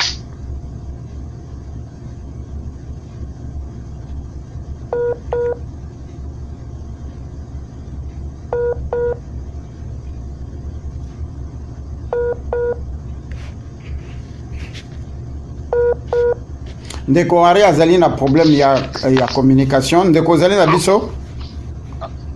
Oui, naza koyoka bino. Otikali na 3 minutes. Ok, merci. Tosala batraque wana, tomultiplier yango ndeko. Lokola bamindele balingaka te bana na bango bayeba bamabe oyo basalaka na mboka na biso, biso fo tosala travail ya batémoin de Jéhovah. Donc il faut tokende na ba place stratégique ya mboka wana, to banda ko partager ba track wana, to tia bana na bango de partout.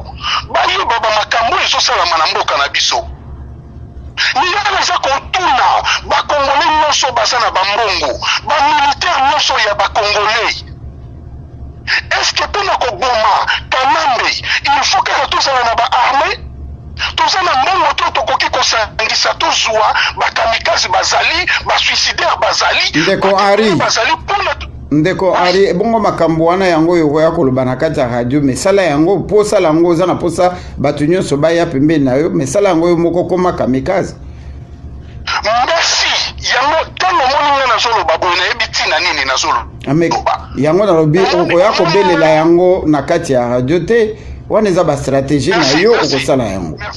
Merci na comprendre puis côté wana na chango na no mwa bar to changa côté, mais il faut to koma na stratégie mususu. To koma na stratégie mususu bande konanga to kende na ba action. To longwa ko metela bato maboko basa banguna na biso. Bazali banguna, ba politiciens nyonso yo bazali ko participer na mabe ya Congo lelo, un jour l'histoire écochiché bango. Histoire écochiché bango. Bandeko o ba komi ko semi trouble. Mabitumba o tozo bunda. Ezali pona ba komi na ba pouvoir, ba komi na bilengi ya kosala ba koso ba pouvoir na komba o biso tozo bunda. Ba kaboli komba o ekomi ba groupuscule. Baza ko comprendre te ke eloko oyo ba mindele ba utiliser pona ba mate biso ba Congolais, ezali division oyo ya ba région, division oyo ya ba tribalisme, division wana ya ngonde mutezo sala biso ba Congolais to koma na niveau oyo. Tala commande ezalaki liboso, tala commande ekomi lelo. Likolo nini oke kotoyo parti moko boke koto to sala marche ezo simba sute to sangana ezo simba bati bandeko to changer to koma eloko moko pona Congo to bunga bitumba ya solo pona Congo simbo te bandeko Congo eko échapper biso de 100%. Tozali presque là pona Congo échapper biso. Makambo ya kolobesali ebele ndeko Dino, menaza kolanda lisolo ndenge bandeko bazo solola, comme ça soki liloba ekoki kozala sima tokoki kobakisa makanisi misusu. Merci nazo solo maloba ndeko. Merci mingi, chers compatriotes, mesdames, messieurs, Bowiti Kolanda, Ndeko Ari Bosenjo, azali penda na kanda makasi ndeko abeti penda sete, et loko ezali kozanga biso mingi, ezali prise de conscience per organisation. Tozali na problème moko très sérieux na kati ya Congo oyo, banda des milliers des années, totolo ba banda komba oyo botami to adjectif komba botami, et c'est là que question to sangana to koka ko créer structure moko quand on a été reconnu comme la diaspora la plus active. Mais ben erreur et ça qui a parcours oyo lelo to koki ko se pardonner te, ya ko croire que en nous mélangeant avec bato oyo ba mesana ko yiba ba slogan oyo to bengi ba politicien na ba politicien bayaki ko yiba biso ba slogan oyo to banda na yango komba oyo pas de changement de constitution, pas de prolongation de mandat, Kabila dégage, Kabila doit partir et consort. To se trompe pas qui du fait que batouana tango nyoso babande ko na kati diaspora en utilisant ba slogan na biso to zalaki ko kanisa ke to komi batu moko. Mais biso na kati éveil patriotique depuis 2013 to bandi côté ya yango que tous la position d'accompagnement où ils allaient fabriquer, mise en place par l'occupant. C'est qui l'occupant? C'est le SIAT. Nako lembaka ko répéter en moté pour kota bato na kati système que nous avons un système qui s'est mis ensemble par les corporations ndenge na witi ko sala ngo d'introduction. Bato oyo babanda ki ko envier Congo, oyo bazali ko regretter que ba coloniser Congo te, oyo ba moni ba minéraux ya Congo, loko la guerre moko fois des ali koleka entre le bloc ya Amérique pe na Europe, na ngina ba na Europe, la Russie, la Chine, bazali na bloc na bango avec la Corée du Nord, oyo bazali contre ba américain. Mais ezako sala mandenge ya guerre froide de libosote na katia ba coopération bazali na guerre stratégique. C'est ainsi que les Américains ont qualifié le Congo, notre pays, terre stratégique pour la technologie de l'an 3020. ba minéraux nyonso ezali ya Congo na kati ya Congo bango balingi et appartenir na bango to bango bazala bakambi bakonzi na yango bakoka ko contrôler yango.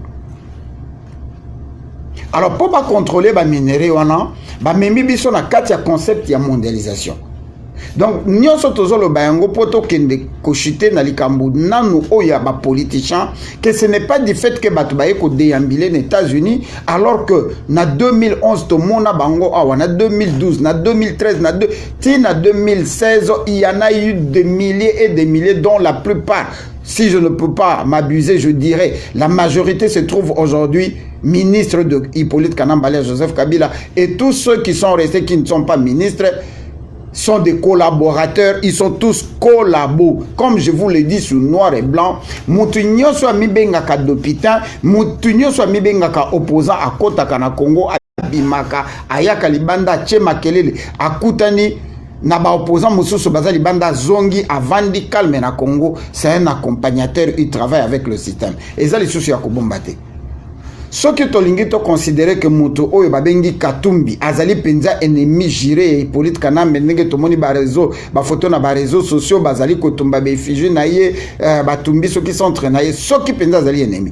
Comment voulez-vous que ennemi na yo moto oyo babengi mokonzi ya rassemblement abimi na Congo aya kutani na Katumbi batamboli bakei bisika nyonso basilisi azongi pe na Congo bayambiye batindi bambila bakeko yambe na aéroport bande ko bozela lera kozonga bomona bozela lera kozonga bokomona mobilisation oyo kokende ko yambe na aéroport bazali ko salela ennemi to camarade ya ennemi ya Kabila campagne bakei ba memie na cortège bakeko tiketi na ndaku sécurisé ba militaire et vous trouvez ça normal? Bon, tozongi ayen États-Unis na kopesa exemple ya moto mosusu te eza nango pe le kumute département d'État veut simplement dire ministère affaires étrangères. Donc Moutinho ce sont sali demande wana raison moko boya kokende kuna papa Daniel tosi to moni appel na yo to ko benga yo pesa biso minute s'il te plaît pesa biso moi minute to ko benga yo et que bato baye awa na lobbying, c'est-à-dire na expliquer qu'il y a un modèle nyonso que Moïse Katumbi a été fabriqué après ba échec oyo kamere asala qui enregistré qui na États-Unis. Batala ki na kati ya opposition l'occupation voulait une personne oyo azalaka déjà mutu na bango oyo bakoki ko contrôler. Et ils ont essayé avec Moto et Babengi Moïse Vital Kamerhe, ça n'a pas marché. Vital Kamerhe a zongi accueilli comme on a Vwemba. Ba créer dynamique de l'opposition. Ba meki a bombardé na sima dynamique de l'opposition zo simba kakate ba congolais moi makasi lekaki. Pression ya diaspora basangisi bango nyonso na dynamique de l'opposition ba injecter bango na kati ya diaspora ba pesi bango misolo ba ye ba kaboli biso ndambo batu nyonso ba combattant ba résistant combat intelligent et bimi combat politique et bimi batu nyonso ba kaboli ndambo l'air ba contrôler diaspora basangisi bango nyonso tout batie bango na sima caméra en États-Unis avec 17 personnes à Betty Poto et pas bamvuluzi en États-Unis kozonga bazongi batali sikoyo place moko etikali UDPS. Pendant ce temps-là babandaki déjà commenté ça le nouveau président à UDPS na ba technocrate nyonso bazala na UDPS na ba docteur nyonso bazala na kati ya UDPS. Toke na mayele ya classe oyo bazala na IDPS. Toke na mayele ya diplôme ezali bazala na IDPS. Na ba tête pensante oyo ba travailler na papa Tshisekedi. Bango nyonso ba éliminer bango pour ba l'acception que comme eloko famille ba zui mwana ba tché wana. Sans expérience moko sur la diplomatie ezati. Bolanda ki passage na bango aux États-Unis. Est-ce que koya aux États-Unis na lobbying oyo Katumbi awuti kofuta $600,000 lobbying wana esaleli bango programme ezeli bango rendez-vous na Atlantic Consul oyo ezali place moto nyonso akoki kozwa rendez-vous ezala bino ndenge boza soki tosorganize tokomeli bango boyamba biso bakopesa biso facture na bango bokofuta biso autant tokoyamba bino tokobengisela bino moto akozala wana koya koyoka bino boye bolobi bosilisi bakei bazwi bapapier na bino bokomaki batikali kotanga soki intéressé bango barecontacte bino soki intéressé bango te babaloli. Combien de politiciens baya awa chers compatriotes mesdames messieurs, est-ce que bazwa pouvoir na Congo? Ce n'est pas du fait que Bayaki Awa nde bazu pouvoir. Bazali ba marionnettes, ils font partie du système. Oyo lokola Hippolyte Kanambe, peuple congolais soit télémi mani militaire alobi Kanambe il faut akende. Tobo sani que tozali na occupation. Tobo sani que occupation ezali kaka la personne physique du Hippolyte Kanambe te. Tobo sani que tobenga na Mobutu na ba même condition le lot toza ko moisir. Batu bazali ko se frotter maboko. Sadek. Bamona oyeleka na bamboka nyonso oyo toite kotanga wana kati Afrique Sadek existate 12 millions de morts tokomi nango Sadek azalaka te. Lorenzo tango bazali ko boma biso na bangolais tango bazwi mabele na biso na Kayemba Lorenzo azalaka te, il était général na kati armée awa komi président asa longoli drapeau na Kayemba avant aya ko longola Hippolyte Kanambe. Pétrole na biso bazali kozwa ese asa kati contrat. Oh mon Dieu. Sassou Nguesso azali démocrate. Bato boni bazali kokufa na mboka na ye, boni bazali na prison bango nyonso nzela mulongo Congo Brazzaville, alors que le Congo Brazzaville a massacré près d'1 million de Congolais na kotiana bana na kati ba frigo ko violer ba maman na biso. Sassou Nguesso qui doit méditer ko kende ko vendre le poids lo ba que bon biso parce que azako ya pe ko mona Macron. Comment les criminels d'hier, oh bazako yiba na Congo, oh bazana même mise na Congo, bango nyonso ba mitia si Makagame pour balongola Hippolyte Kanambe. Et nous avons l'impression que ceux qui balongola Hippolyte Kanambe, tous une souveraineté et si limboke bongi, makambo nyonso zongi normal. Est-ce que vraiment tozali, tozana makanisi tozo kanisa?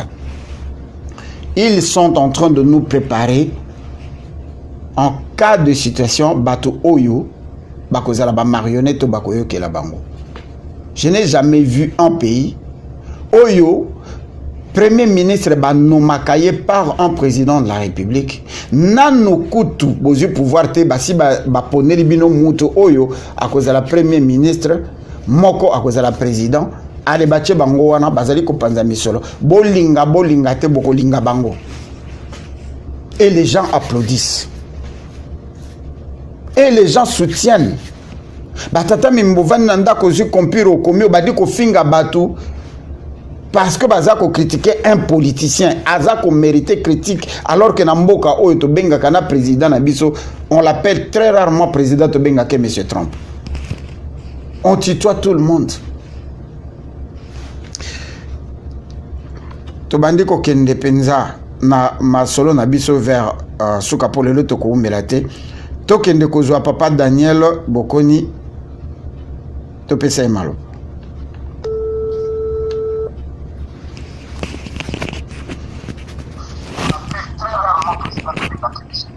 Papa Daniel Kanga récepteur nayo malobeye pa nayo.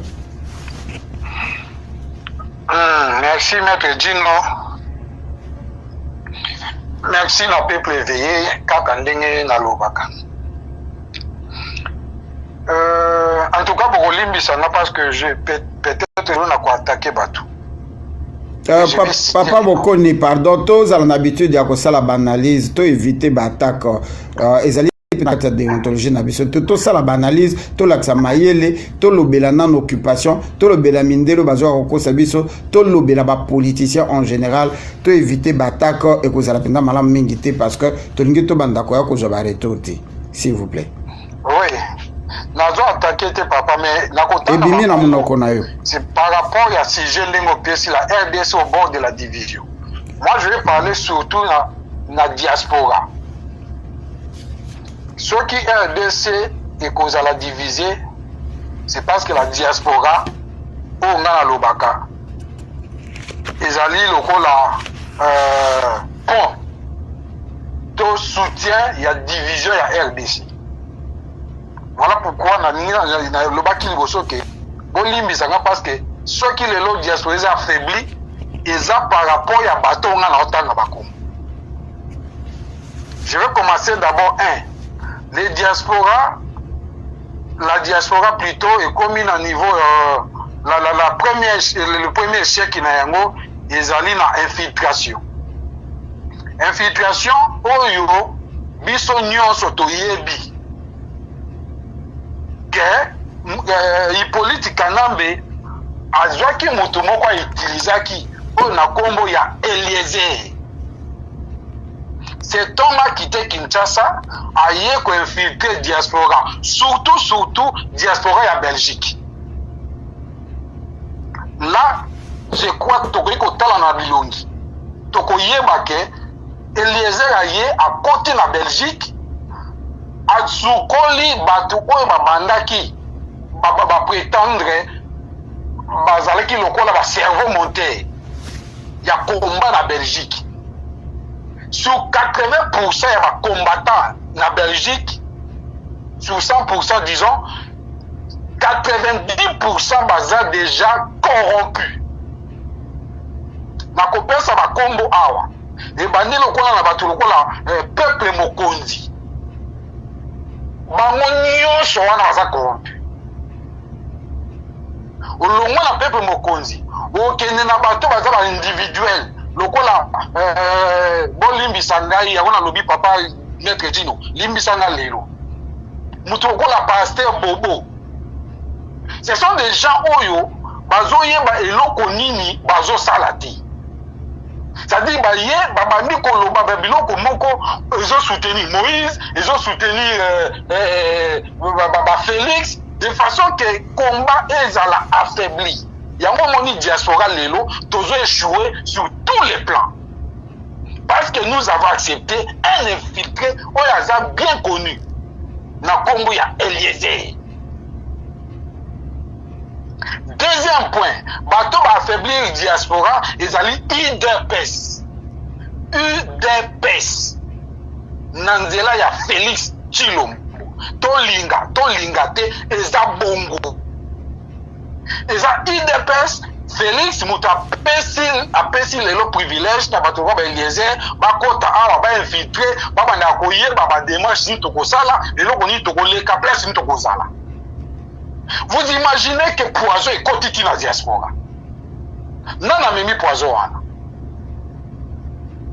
Toloba te. Yami sato. Je vais attaquer na bato quoi ba journaliste. Rôle la journaliste ezali informer, former, na éduquer.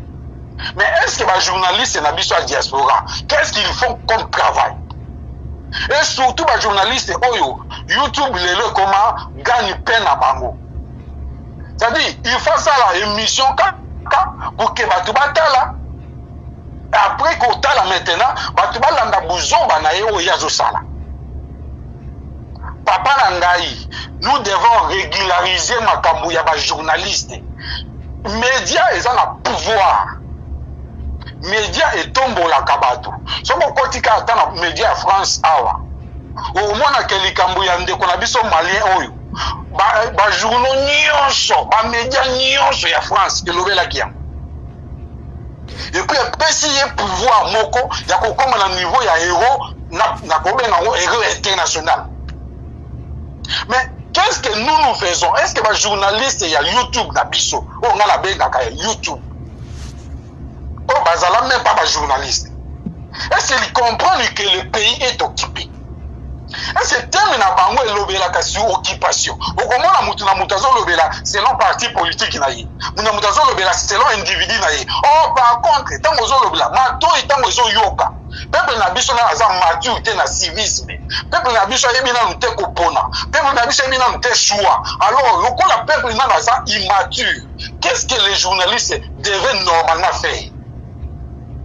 Il a fallu balobela ka sujet moko, il y a occupation seulement pour que le message soit véhiculé afin que tout diaspora ayeba yango ke mboka na biso soit occupé. Mais nos journalistes ne font na koki ko banda kotanga. Ba journaliste patriote. Oyo bazo sala musala na bango maître Dino posa tellement moki. Bokoki ko koma même pas 10%. Mais au moins, 90% des journalistes, il y a biso ya médias, ce sont partout où il y a sima ya moto ya zolanda moto a soutenir Katel. Or, il y a une réalité que moto a soutenir, c'est un faux. C'est un faux. Voilà place il combat la biso comme il passe. Moi j'ai pris à YouTube, j'ai pris même à Dieu, ma chaîne sur YouTube pour que espace il y a qu'on vérité. Mais de dire ça tellement passé. C'est ça qui est la chute de notre combat. Il ne faut pas, na lobaka yango na répétaka, que tokoki koyamba mutu akouta na Congo te, peu importe degré na ye, peu importe niveau na ye, peu importe capacité na ye, du fait déjà mutu akendaka Congo ayaka. Maître Djino, ata na ndoto yo lobi okita Kinshasa, je crois que bakotielo ba ane. Na lokomi na aéroport te, kaka likolo avion, basi bakangaki ko kaka yoza likolo avion. Mais comment bato bakitaka, bayaka, bazokende bazoya baza à l'aise. Est-ce que Congolais, tu peux confondre ta misouté? Quatrième point pour la concilier.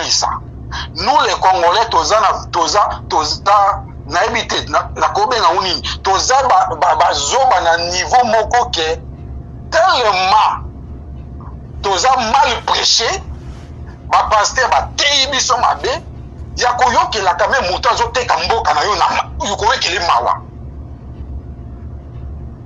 Toujours yo que la mouton to que la mawati. Est-ce que batu lokola député nyos en général batu lokola IDPS to que la vraiment bango mawa na mboko. Est-ce que tu crois que la président Félix Mawa quelqu'un qui se marie à une certaine Nyakeru oyo même Congo na yezo la kisake ce n'est pas une congolaise. Est-ce que moutonde moi to que le mawa? Papa Bokoni. Est-ce que m'entendez moi pour participer là? Papa Bokoni. Maître Djino. Nazali ko comprendre yo kitana momuke. Nalingi na lobaka. Bato oyo yo uzali ko tanga nyonso oyo tangi wana. Ko bandana no na ba individu oyo lobi bakoti baye ko panza komba. Bongo bakoka ko convaincre yo te, bakoka ko dérouter yo te ndenge nini. Soki yo bakoka yo te ngai bakoki ngai te bakoki ba mwela te bakoki Maître Jackson te bakoki Edo Kombana te. Tu ne vois pas que ezali kaka foti na bango te, ezali bato oyo bango bazo convaincre bazalaka déjà na position wana to bazalaka ba combattant ya ba opportuniste to bazalaki kozela occasion et se présenter. Soki tolongwe na parti wana, la diaspora reste encore la diaspora. Les combattants restent encore les combattants. Tant que tu comprendre que tu allais infiltrer. Et loko nini oyo salaka que bisoto koka ko s'organiser te est-ce que batouana ba politicien na ba infiltrer na ba collabo nyoso oyo yo zali ko imaginer to koki kotanga il nous empêche de nous organiser poto koka ko mema contribution na biso na kobimisa mboka na biso na boumbu. En quoi? Est-ce qu'il faut tous à la 10 millions pour tout composer par acte? Tous allez n'a pas la quantité, tous allez n'a pas la qualité. Le peu là qui sont résistés, oh yo batikali ferme, batikali intègre. Les politiciens nous empêchent à faire quoi? Malheureusement il pas. Oui, je vais aller par 3 chemins ou soit 2 chemins. Kozala moulaï mengité parce que bande ko bazali ebele. Maître Djino. Je te donne, moi je vais citer les noms. Ça m'engage que moi. Je te donne une personne comme Bokechu. Une personne comme Bokechu. Quelqu'un qui n'est pas même intelligent. Quelqu'un qui Ndeko Bokoni, pardon. Na wana na kotoriser yango te pardon limbi sangai nazali maître quand même ya Amine nazali na modérateur ezana biloko na ko permettre ngai te parce que azali tata na bana quelle que soit attitude na eto apporter ba insulte na ba qualification injurieuse te pardon nako tika ngwele kate aderanjaka yo ne lokote apekisa yo ne lokote koko ma combattant to signalaka yango papier te to remplissaka forme te Donc Motunyo Sakoki Kolamokalobi a commis combattant. Il ne t'empêche pas, il ne m'empêche pas, il nous empêche pas d'avancer dans notre combat parce que ceux qui t'ont dit 10 millions, une seule personne n'a combat boké, tu ne peux pas arrêter nos contre-combats si nous sommes sérieux. Et je suis là vraiment, je ne prendrai pas sa part, mais ngana lingite combat na bisoto tchango comme s'il y a certaines personnes, ceux qui bango bazate kombe koe kotambolate.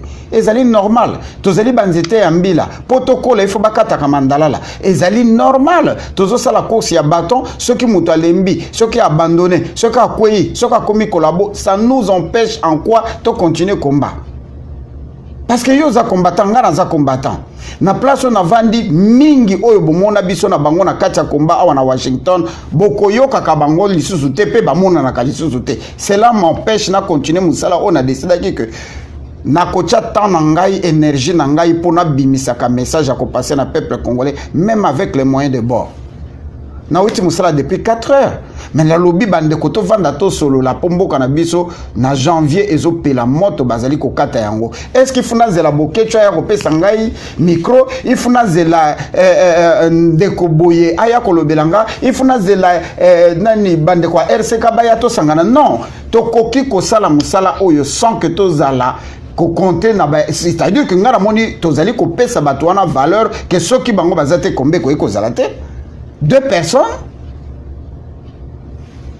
Papa nakoyi ko malobate au tikal na 2 minutes parce que là tu comme déjà na 15 minutes bande ko bazali ebele to concentrer na ko éduquer peuple na biso awa te ko sel la civisme to retourner biloko to mi poser ba question to lo sur le plan général qu'est-ce qui nous range et tant que ça corriger biso qu'est-ce que nous pouvons faire pour to bimanakati ba individu ba kozala kaka ba traître ba collabo ba kozala kaka mais cela ne nous empêche pas de nous organiser et de nous structurer pour to kende liboso. Ça je suis 200 fois d'accord ndeko na kati ya Washington tozali 6000 Congolais na kati États-Unis tozali 380 000 Congolais mais tozaka ka 3 personnes autokei ko mona groupe ya Rwandais baza ko salisa conférence baza ko utiliser combo na biso comme ba Congolais. Nous étions que à 3 et nous avons résisté au point que leur conférence a été annulée. Est-ce que tu sais na posa mukil mbabaya poto sala musala wana nde konangai?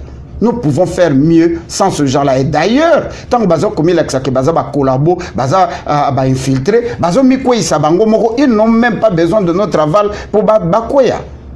Alors on doit concentrer combat na yo na o est nécessaire que na ba individu on a vraiment ezali makantinanga moi 2 minutes au chuté to kende ko zo ande ko mususu. OK maître Gino par rapport à l'émission nazozonga na ligne ya émission mais problème nanga ezani au moni congolais tous allons nous prêter.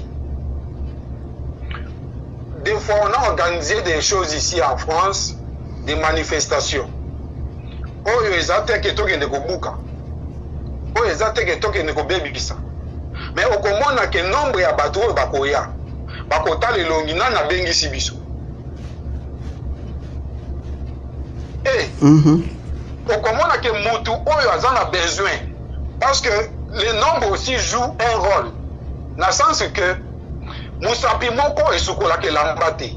Mais ceux qui vous allez ebele. Dès que ça la ke, ba voilà bino ane ebele et yo kana pour que pese bino aksi.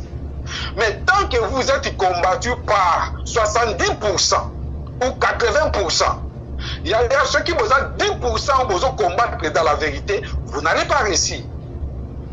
Parce que pourcentage est l'obaka. Il a fallu que Bamindele Baïbisa Biso, Tozozela, soulèvement populaire, bon bima batebele, de façon que dans batebele, on a la solution qu'on soit. Pour la nuit, insister sur le nombre. C'est parce qu'ils savent que ceux qui nombre est élevé, Makile les élevés, Kabila cause de incapacité. Dans incapacité, il y a que l'on nombre belé.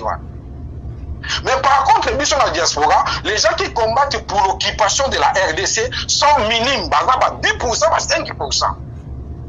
Ce qui rend maintenant les combats de la diaspora plus faibles. Oyo solution peut-être dans une année, dans 2 ans, solution c'est Zouami. Mais nous retournons en arrière par rapport à Batu Oyo. Baïba Koloba. Mais ils ne maîtrisent pas ce qu'ils disent. Merci.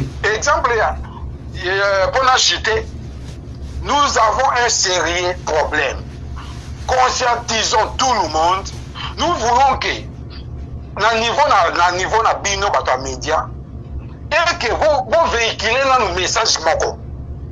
Souci n'angezalaka. Vous avez nos messages moko, vous avez le message clé pour Namboka na biso Congo.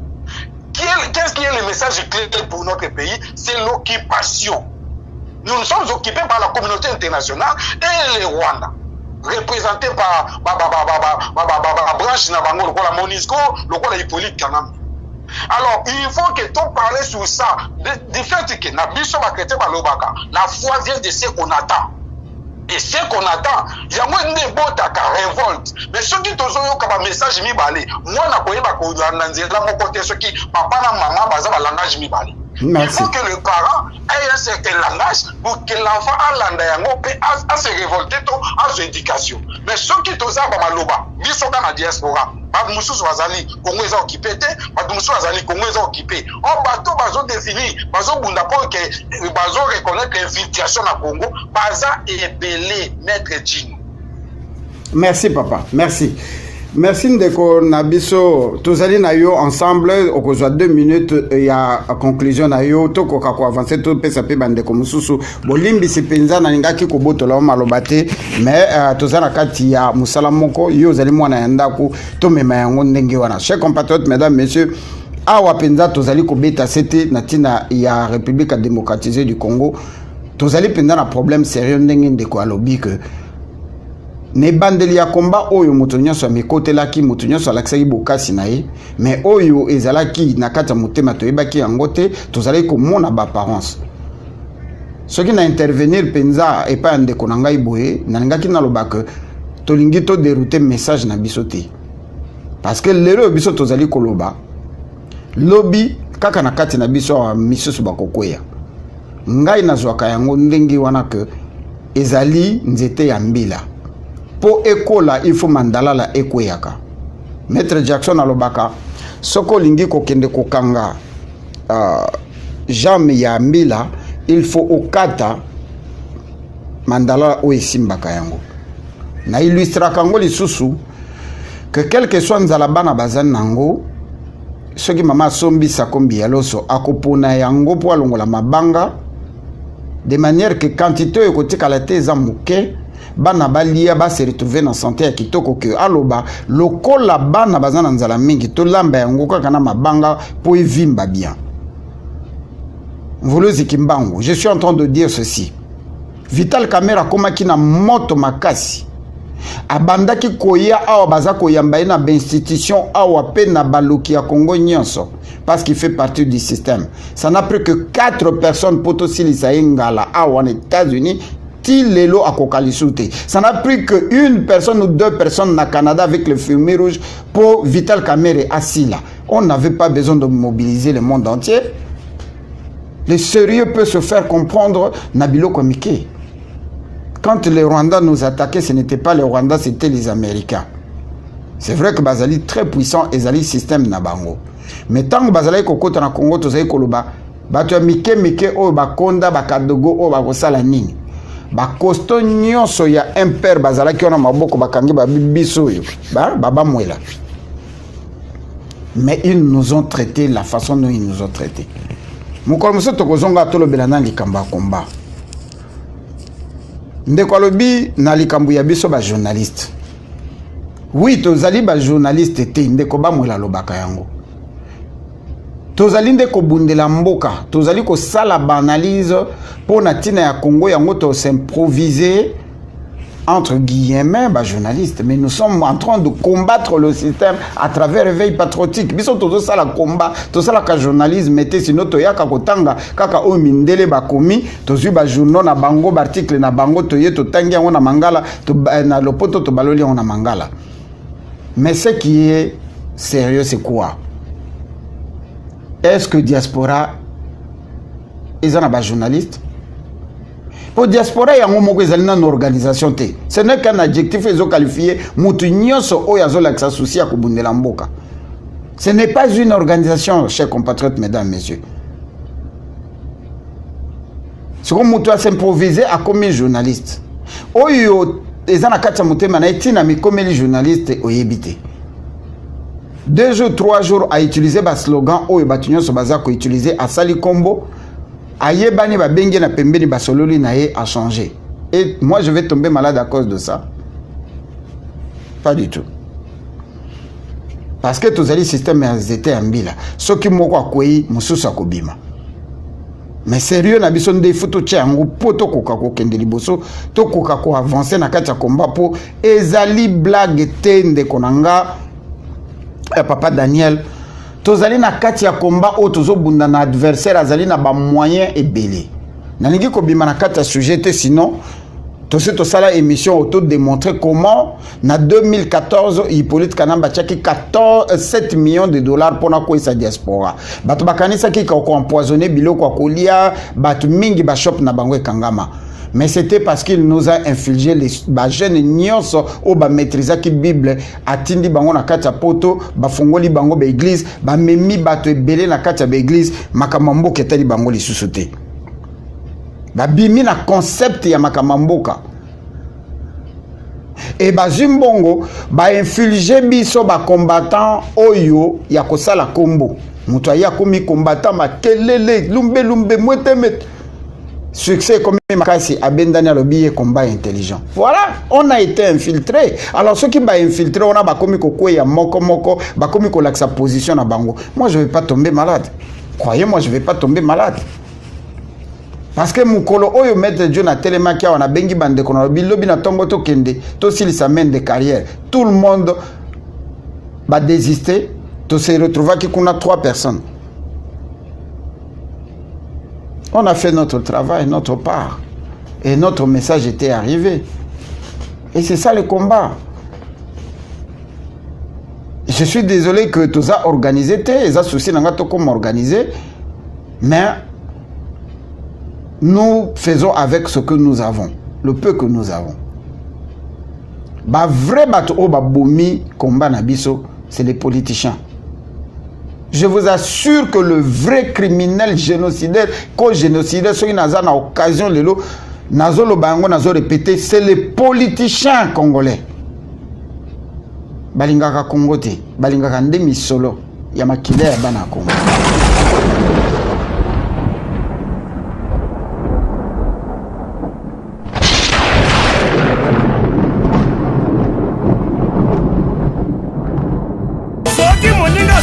Kosala likambo ya malamu po encourager ye ya koyima na pembeni wana yi motema mabe Achilinier iko bosel ata bofinga botonge botu bokosala moi je m'en fous bote na bote bana banzambe ale toke sole tutu ukuta mokalu oya koko oya tongo zambe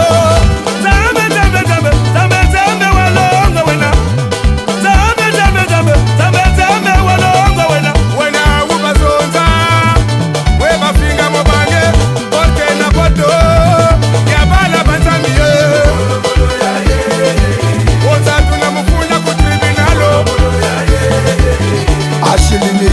iko bosel ata bofinga botonge botu bokosala moi je m'en fous bote na bote bana banzambe